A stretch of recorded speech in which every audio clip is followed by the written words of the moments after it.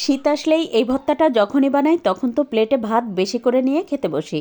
এটা খেতে এত মজা হয়, এটা শুধু আমিই না, বাসার সবাইও অনেক পছন্দ করে খায়। অসম্ভব মজার একটা ভর্তা।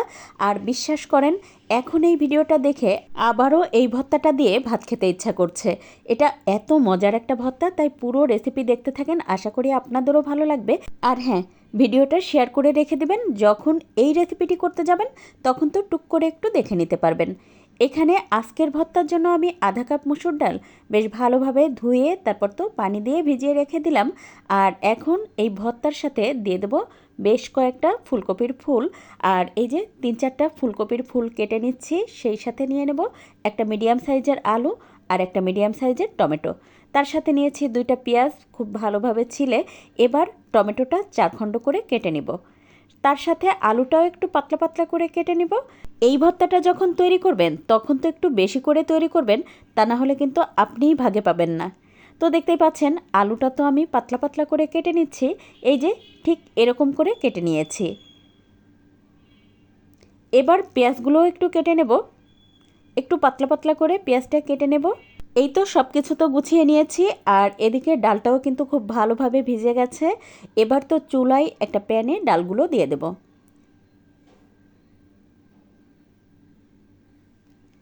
তার সাথে দিয়ে দেবো টমেটো, সেই সাথে দিয়ে দেবো ওই যে ফুলকপি, আর দিয়ে দেবো আলু, সাথে দিয়ে দেবো স্বাদমতো লবণ, আরও দিয়ে দেবো আধা চা চামচ পরিমাণ হলুদ গুঁড়া। এবার তো খুব ভালোভাবে হাত দিয়ে মেখে নেব। এবার এর মধ্যে 1 কাপ পরিমাণ পানি দিয়ে তারপর তো ঢাকনা দিয়ে ঢেকে চুলার আঁচ মিডিয়াম রেখে রান্না করে নেব, যেন সব কিছু খুব ভালোভাবে সিদ্ধ হয়ে যায়। এবার চুলায় অন্য একটা প্যানে দিয়ে দেবো 1 টেবিল চামচ পরিমাণ সরিষার তেল। তাতে 4-5টা শুকনো মরিচ দিয়ে একদম লাল লাল করে সুন্দর করে ভেজে নেব। তো এই তো শুকনো মরিচ তো ভেজে নেওয়া হয়ে গেছে। এখন ওই যে আগে থেকে কেটে রাখা পেঁয়াজ দিয়ে দেবো।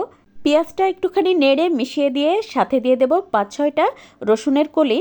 আর তারপরে তো চুলার আঁচ মিডিয়াম রেখে খুব সুন্দর করে সব কিছু ভেজে নেব, যেন রসুনটা খুব ভালোভাবে সিদ্ধ হয়ে যায়। তো এই তো বেশ খানিকটা সময় ভেজে নেওয়ার পরে দেখতেই পাচ্ছেন রসুন তো খুব ভালোভাবে সিদ্ধ হয়ে গেছে। এখন এটা নামিয়ে অন্য একটা পাত্রে রেখে দিব। আর এদিকে ডালের পানি তো শুকিয়ে গেছে।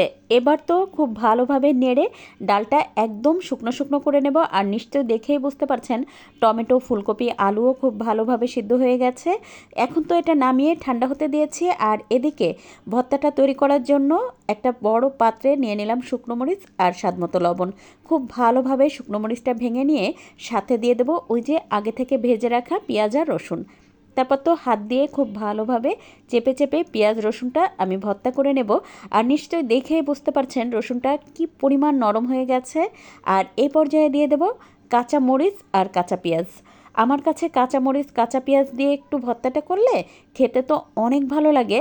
আপনাদেরও বলবো এভাবে একবার হলেও ভর্তা তৈরি করে খেয়ে দেখেন, আশা করি ভালো লাগবে।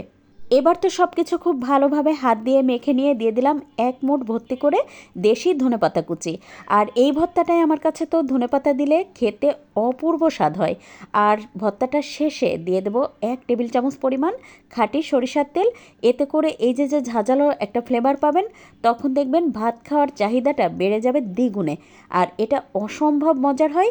ভর্তাটা তৈরি করার পরে তো সাথে সাথে গরম ভাত নিয়ে বসে পড়েছি। শীত আসলেই আমার বাসার ছোট থেকে বড় সবার আবদার থাকে মাঝে মধ্যেই এই ভর্তাটা তৈরি করার জন্য। আজ খেতে খেতে চলে যাচ্ছি, কাল আবার নতুন কোনো ভিডিও নিয়ে দেখা হবে ইনশাল্লাহ। সে পর্যন্ত সবাই ভালো থাকবেন, সুস্থ থাকবেন। আল্লাহ হাফেজ।